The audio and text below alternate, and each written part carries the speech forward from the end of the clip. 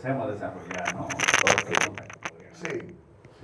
Después de esta sentencia, hemos escuchado a los abogados, a los no abogados, al pueblo, a la vicepresidenta, al procurador general de la República, Jean Alain, referirse a la sentencia.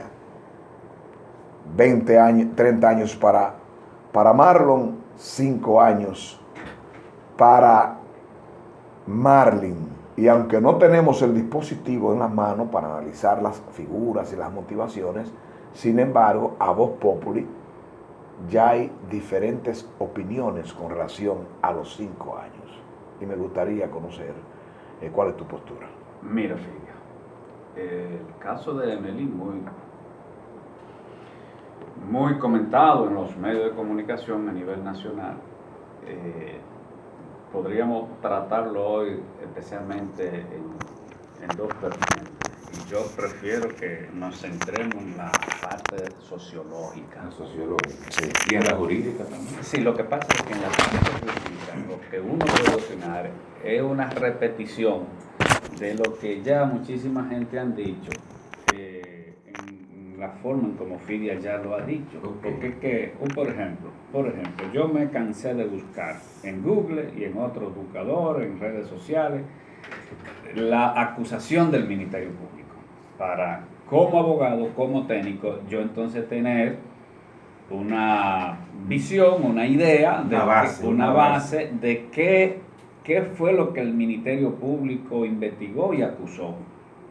Sí, porque el tribunal dice que el Ministerio Público no pudo demostrar la complicidad. Entonces, a partir de ahí tenemos que esperar. El dispositivo. Esperar, no el dispositivo, ya el dispositivo se dijo. Okay. La sentencia íntegra con sus motivaciones. Sí. Porque recordarán ustedes que los jueces lo que hacen es un resumen cuando van a dar el dispositivo de manera verbal, oral, hacen una síntesis de sus elementos de convicciones para justificar la sentencia. Pero luego, todas las demás cosas, el análisis de todas y cada una de las pruebas en detalle, recuerden ustedes que ellos no lo dicen en audiencia, en la audiencia oral. Okay. En ese momento, oralmente, en materia penal es así. Ustedes ven que en materia civil los jueces casi siempre se reservan el fallo, se retiran a deliberar y te duran 3, 4, 6 meses, 1 y hasta 2 años para darte una sentencia y sí. Después te motivan y te explican, tuve a la vista la prueba tal, esta prueba, hacen la valoración de la prueba, etcétera, etcétera. Entonces, cualquier opinión que uno pueda dar al margen de la ausencia de esos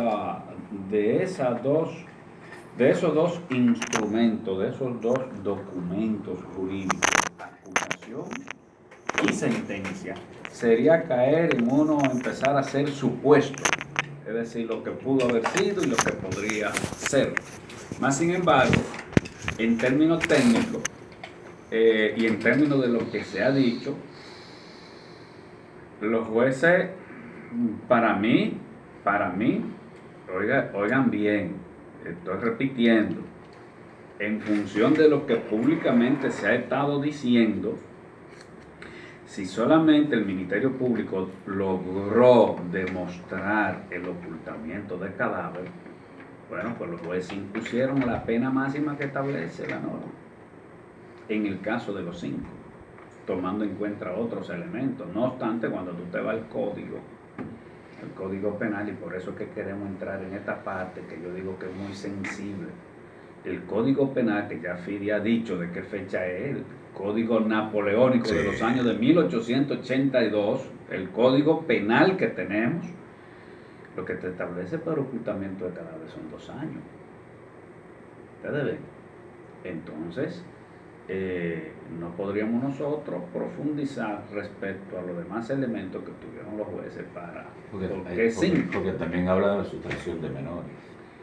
Pero que la sustracción de menores es para Marlon, no para Marlin. Estamos hablando de Marlin. Porque a Marlon le dieron una condena de 30 años. Sustracción de sustracción cadáveres. menores, Entonces, sustracción de menores cuando usted, mayor de edad, agarra y se lleva una muchachita para su casa. entonces el tribunal se ¿Verdad? fue por encima de lo que dice el código con relación a Marlin. Entonces, Bueno, partiendo de ese criterio. en este caso, tú Busquen dices, el artículo 359 del Seis- Código de Penal. 6 meses a lo 2 leímos años. ayer. Ah, Sí, 359 que habla de ocultamiento de cadáver. Entonces, esa es la parte que yo, si ustedes me lo permiten, quisiéramos Claro. que socialicemos.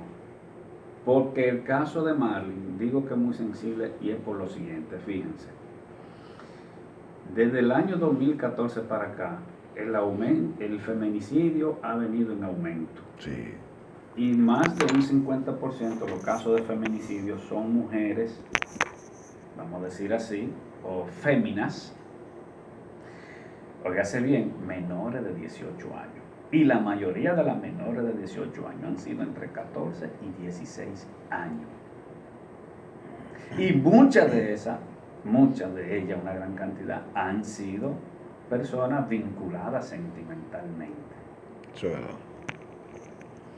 Cuando usted analiza que las estadísticas han estado aumentando respecto al feminicidio y que desde hace mucho tiempo los movimientos feministas han venido y la sociedad en sentido general ha venido externándose al extremo de que yo no sé si ustedes se acuerdan que cada vez que viene el Día de la No Violencia contra las Mujeres, precisamente las fiscalías, en este caso Agustina siempre, Raúl Quiró, siempre han organizado el 25 de noviembre las famosas marchas en contra de la violencia contra las mujeres.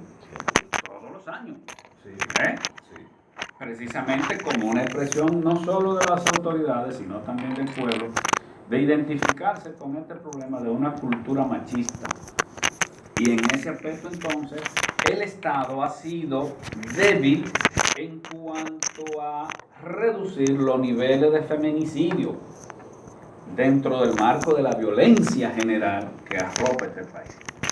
Entonces usted tiene un código, un instrumento sancionador del año 1882 en la que para esa época regía y se imponía una moral distinta a la moral que tenemos hoy en día.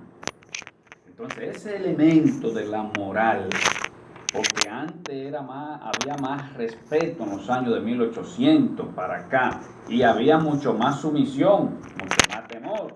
Recordarán ustedes que las mujeres no tenían nada de derecho, absolutamente, ni siquiera votaban, no se les permitía votar y muchísimas cosas que limitaban los derechos de la mujer. Entonces, ¿qué ocurre ahora? Que ahora el desarrollo de la humanidad, de nuestra sociedad en particular, exige en virtud de nuestras relaciones sociales y las realidades que imponen esas relaciones sociales nuevas en base a una nueva moral, imponen que correctivos sancionadores para conductas atípicas que se dan en el seno de nuestra sociedad. Por lo menos, vamos a poner el ejemplo en Internet. Ustedes ven cómo en Internet, en las redes sociales, están matando y asesinando moralmente a la gente. Eso es verdad. Sí. ¿Y qué dice el Código Penal sobre eso? Nada. Nada. Entonces No dice eso hay que nada. modificarlo. Pero ¿qué dice el Código Penal de 1882, que todavía tenemos vigente, sobre los crímenes y delitos de alta tecnología? Nada. Hay leyes especiales. Entonces, significa eso que hay que modificar, hay que reformar el Código Penal como un instrumento castigador, sancionador, por lo menos para dar un mensaje. Entonces, pero cuando se dan las situaciones de casos típicos, comunes, de lo que correctamente contempla el código, entonces aquí la gente tenemos temor porque viene el elemento de la corrupción y de la impunidad, ¿verdad? Precisamente por lo que acabo de decir, por nuestra debilidad en esa parte institucional del código. Entonces, ustedes dirían, pero ¿y por qué tú dices que es un tema sensible? ¿Y por qué? Y la respuesta es sencilla. Si no fuera sensible el tema de la modificación al Código Penal, que los únicos que se favorecen con su no modificación son los delincuentes, y principalmente los delincuentes de cuello blanco, ¿por qué tiene más de 30 años dando túmbalo en el Congreso y dando vuelta a la modificación al Código Penal? ¿Por qué? Por un solo tema, Filia. El tema del aborto. El tema del aborto. El tema del aborto tiene frisado en este país, y ese tema está contribuyendo a que entonces sigan dándose situaciones como las que se han dado en términos del feminicidio. Que debo yo recordar, y ustedes eso lo saben más que yo, que el caso de la indignación del caso concreto de Emily ha sido porque Emily fue la gota que colmó la copa. Recordarán ustedes, Carla Maciera anteriormente, recordarán ustedes que buscando a Emily aparecieron como 5 carajitas, vamos a decirle así, 5 mujeres muertas, 2 de 18 años y otras de 16 y 14 tiradas años. En cunetas, así mismo. No solo tiradas en cunetas. Recordarán ustedes una, coño, que la quemaron después de asesinarla, quemada de por Dios. Entonces eso indignó a todo el mundo. Obviamente que hubo otros aspectos en el caso Emily, que ha sido o fue la actitud burlona de la madre y su nivel social y su vínculo político.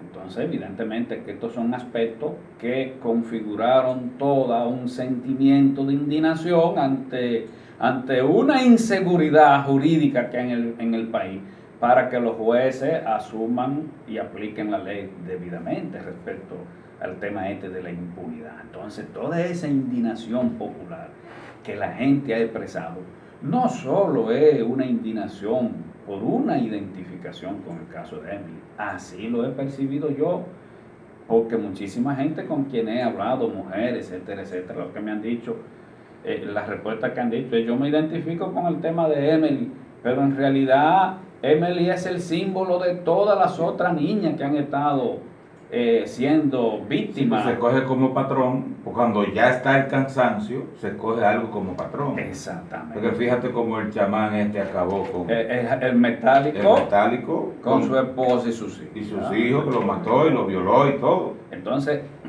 por eso digo que es un tema sensible. O sea, que por un lugar se inicia, por algo se inicia. Por algo se inicia la indignación. Y es correcto que el pueblo proteste y que el pueblo presione, porque la gente está harta. Muchos de nosotros, ustedes saben que hay toda una situación que no se puede ver aislado también, que todos y cada uno de nosotros tenemos nuestro grado de responsabilidad y de culpabilidad. Porque si bien es cierto que el sistema de justicia en este país está muy desacreditado, la gente no tiene seguridad, para que haya un caso que tenga una solución, hay que obligar al Ministerio Público con presiones para que investigue, un Ministerio Público de gabinete, y ustedes aquí todo el mundo lo sabe, aquí todavía la policía es la que investiga y la policía está desacreditada, jueces que responden todavía mucho, con honrosas excepciones, a intereses y a intereses particulares, familiares y políticos. Eso es una realidad aquí. Entonces la gente tiene que presionar precisamente por una situación en la que también testigos cobardes, por ejemplo, ustedes saben que aquí ocurren muchos casos y la gente lo ven, sí, fue fulano, fue fulano, y en los medios de comunicación ustedes ven todos esos testigos, pero el día de la audiencia, ese testigo te dice, no, mira, que si yo, esa audiencia se aplazan muchas, ya van 25 audiencias, a mí me van a botar de trabajo, y cada vez que yo tengo que ir a una audiencia, yo tengo que darle 1,000 pesos, 500 pesos fulanito para que me cubra el puesto. Sí. Y otra vez se dice, no, yo no voy para allá, porque ese tipo es guapo, si voy me mata. Porque los amenazan también. Claro, porque el propio sistema de investigación, inclusive, para identificar o para buscar testigos es obsoleto. En los Estados Unidos te protegen, claro, y no te ponen frente al testigo a tu declarar en la primera fase de investigaciones policiales. Claro, entonces, te ponen en una pantalla y tú dices, identifica. Entonces, la presión inicia desde la misma investigación policial. Entonces, ese es un elemento que nosotros debemos ser responsables y no dejarlo fuera. Es decir, el elemento ciudadanía, la responsabilidad ciudadana, con este decalabro de impunidad y de corrupción que hay, la gente tiene miedo ir a los tribunales a hablar, precisamente por eso. En la parte de la reclamación social, Pedro, yo entiendo que el desconocimiento provoca y puede producir, si se quiere, un Estado de Derecho inseguro, porque el pueblo sin conocimiento a veces reclama y no comprende el tecnicismo jurídico y tiende a veces, y si los jueces no aplican derecho, es posible que esto lo influencie. Claro, Filia, y esa es la parte más terrible, porque tú te imaginas la ley del talión. Yo quiero que ustedes me digan aquellos, y excúsenme que me refiera en esos términos, baboso, que tú lo oyes promoviendo desde los medios de comunicación, Sí, la pena de aplicación de muerte. la ley del talión y Y la pena justificando de muerte. eso.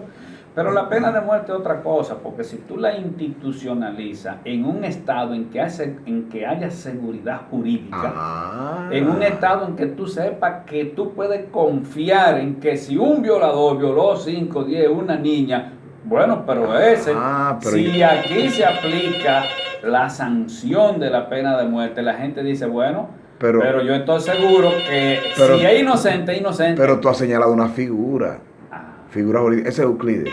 Tú has señalado una figura, pero en un país donde la opulencia, el poder económico, el poder político, cualquiera es culpable de... Pero yo te estoy hablando del respeto al Estado. Vamos a Ese es Euclides. El oyente, buenas. Dale. Bueno. Buen día. Dale, Daniel. Adelante, Daniel. Es para confirmarle que es cierto que el compañero Luis Kelly acaba de fallecer anunciado. Concho. Yo me comuniqué Luis Kelly. con la Sí. técnico regional Lucila Amparo. Sí. Y ella llamó a él y a una profesora que vive ahí mismo, próximo donde él vivía. Así que sí, gracias. Bueno, Está bien. lamentable esa Gracias, noticia. sabemos que problemas cardiovasculares, parece que un infarto. Lo lamentamos, aquí nuestra solidaridad. Pero entonces, en la modificación del código, hay muchas cosas que se pueden resolver ante la justicia que ahora no están dentro de la ley. Claro. Por ejemplo, como esta de ahora, ¿verdad? Sí, pero en el caso concreto, por ejemplo... Porque yo te digo eso porque uno entiende, para no hablar babosada, como tú dices, que hablan mucha gente en las redes, en los medios, pero que en el momento que ellas que actuar no lo hacen. Yo te digo esto porque uno entiende que la complicidad debe ir más allá. Exacto. O sea, la Esa complicidad, excepción. exactamente, Eso yo no estoy de acuerdo. debe ir más allá con un ocultamiento de cadáver que lo otro, y que por eso está tan sencillo. ¿Tú cuántos años sabes? Pero espérate, oye, Fidia, Francis, ustedes se acuerdan que empecé hablando de lo que era la moral del año de 1882 y esa época, ¿verdad? Sí. Y hemos hablado de la moral de ahora, la moral como un conjunto de principios y de valores. ¿Cómo puede ser posible que en pleno siglo XXI en una especie de parangón, de comparación, Paralelismo. en un paralelismo, usted diga, ¿cuál es más importante? Oye bien, sancionar una persona que cometió y favoreció, ocultó, participó, dio facilidades, hizo cosas motivó para que un crimen tan horrendo quede impune, no se sepa? ¿Cuál es más importante? ¿Sancionar eso o eximir de responsabilidad? Es decir, quitarle la responsabilidad y no sancionarla drásticamente a una persona que haya incurrido en eso solo por el hecho de que a quien está facilitando la comisión o que se ha convertido en cómplice es familiar hasta el tercer grado inclusive? Pero es una aberración, eso es injusto.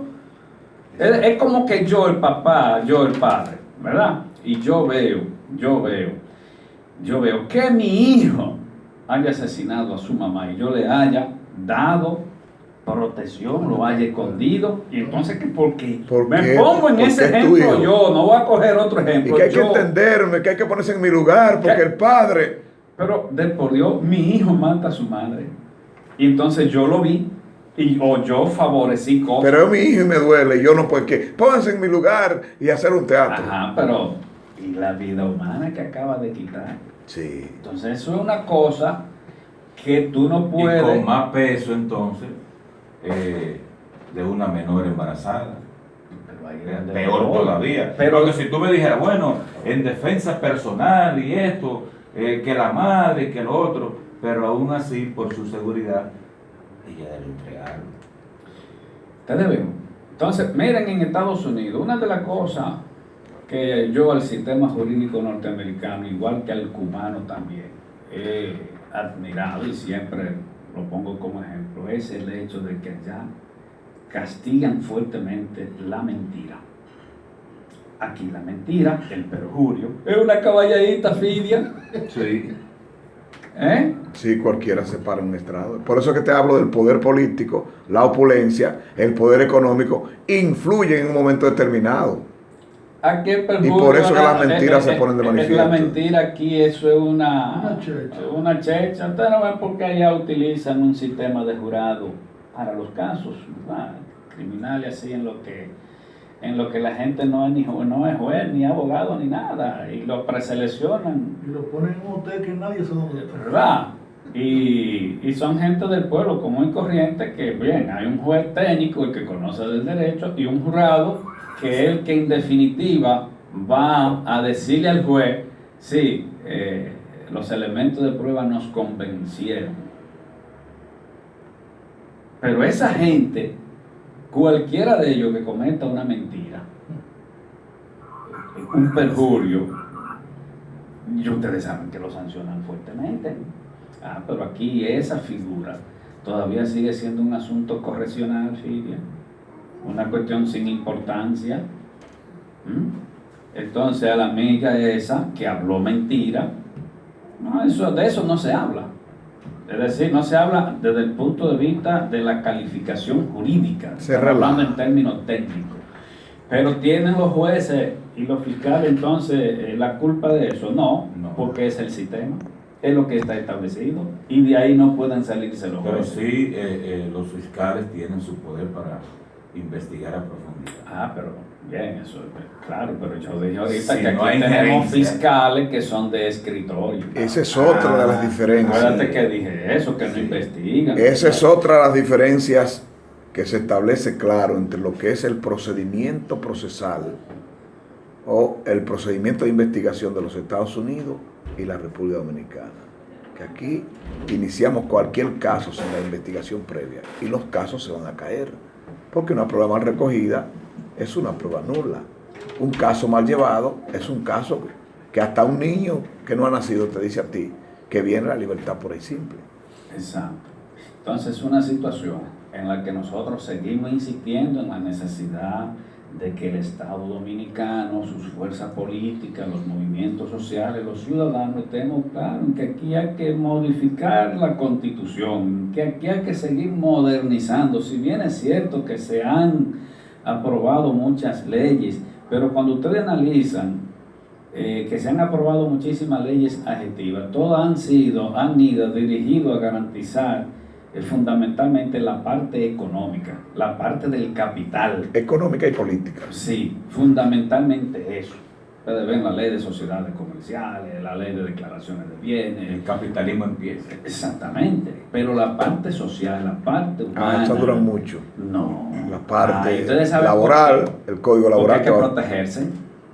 Y a mí no me pueden aplicar un código nuevo, dirían los que mantienen en un estado de zozobra desde el poder a este país. Y no me estoy refiriendo a los que actualmente están en el poder. Estoy hablando del sistema como El tal. sistema, el código no es de ahora. Exacto. Bien, ya que hemos entrado, ¿verdad? Y tú lo has dicho, que desde el punto de vista sociológico es tu análisis, pero vamos ahora a hablar de algo que que a cada rato se critica, sobre el Código Procesal Penal. Ahora que estamos tocando, ¿qué influye en la mayoría de los casos? La gente tiende a tildar que todos los casos se caen por el Código Procesal Penal, porque tú tienes que ir con la zeta y la meca a un juicio desde la audiencia preliminar, que comienzan a pesarse las pruebas, con todas las cosas, aún la sociedad, ver, parpar, y sea de voz populi que un caso fue tal hecho y que el culpable es Francisco el Cojo. Entonces, y que esas pruebas se quedaron nada más a través de los medios, a través del periódico, a través de la foto y a través de la voz populi. Entonces ahí al código se le está criticando mucho. Me gustaría escuchar tu posición, porque yo siempre he dicho que el código está estático. Úsame, léeme, que los actores son los investigadores. Y me gustaría escuchar tu posición. Bueno, pero aquí hemos hablado mucho de eso, Filia, pero es bueno recordarlo, reiterarlo. Nosotros somos defensores del actual Código Procesal Penal. Obviamente, hay una parte del código que nosotros seguimos exigiendo la necesidad de que se modifique. La parte que tiene que ver con los plazos. Los plazos, si bien es cierto que antes el Código de Procedimiento Criminal no establecía unos plazos tan fatales en términos de la investigación, si bien es cierto que eso favorecía a que el Ministerio Público trabajara de manera holgada, o los jueces de instrucción, que eran quienes hacían en definitiva las investigaciones antes, y se alargaban y se eternizaban los plazos. Si bien es cierto que eso era así antes, pero también es cierto ahora que los pocos plazos que se le dan al Ministerio Público para investigar y al querellante tiende a crear una situación de unos efectos negativos en torno a la investigación. Cuando ocurre un hecho en el que